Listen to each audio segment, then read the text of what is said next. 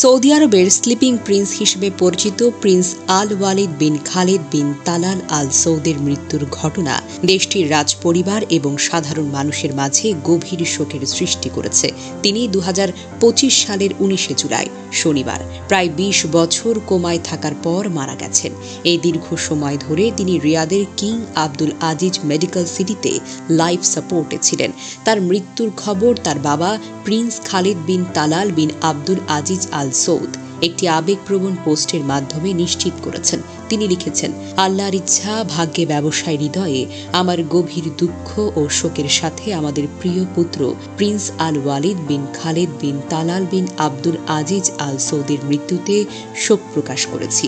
এই ঘোষণার পর তিনি জানিয়েছেন, প্রিন্স আল ওয়ালিদের জানাজার নামাজ 20 জুলাই রবিবার রিয়াদের ইমাম তুর্কি বিন আবদুল্লাহ মসজিদে আসরের নামাজের পর অনুষ্ঠিত হবে।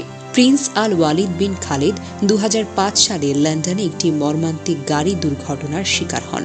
তখন তিনি যুক্তরাজ্যের একটি মিলিটারি কলেজে পড়াশোনা করছিলেন এবং মাত্র 18 বছর বয়সী ছিলেন। দুর্ঘটনায় তার মস্তিষ্কে গুরুতর আঘাত লাগে, যার ফলে তিনি কোমায় চলে যান।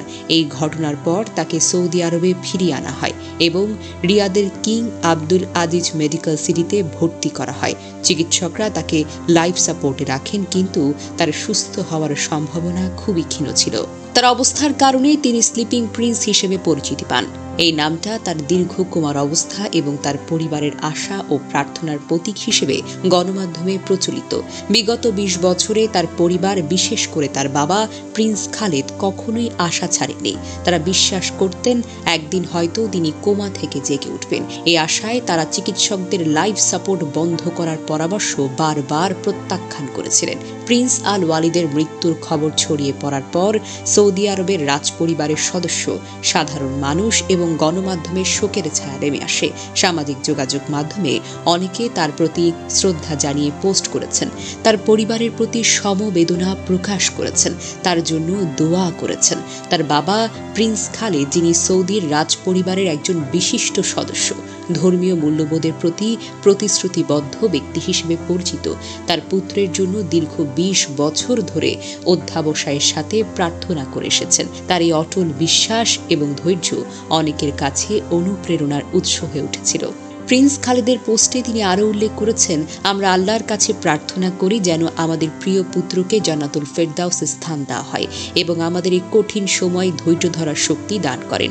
এই বক্তব্য তার গভীর ধর্মীয় বিশ্বাস এবং আল্লাহর প্রতি ভরসাকে প্রতিফলিত করে। প্রিন্স আল ওয়ালিদের জানাজার নামাজ রিয়াদের ইমাম তুর্কি বিন আবদুল্লাহ মসজিদে 20 জুলাই আসরের নামাজের পর অনুষ্ঠিত হওয়ার কথা রয়েছে।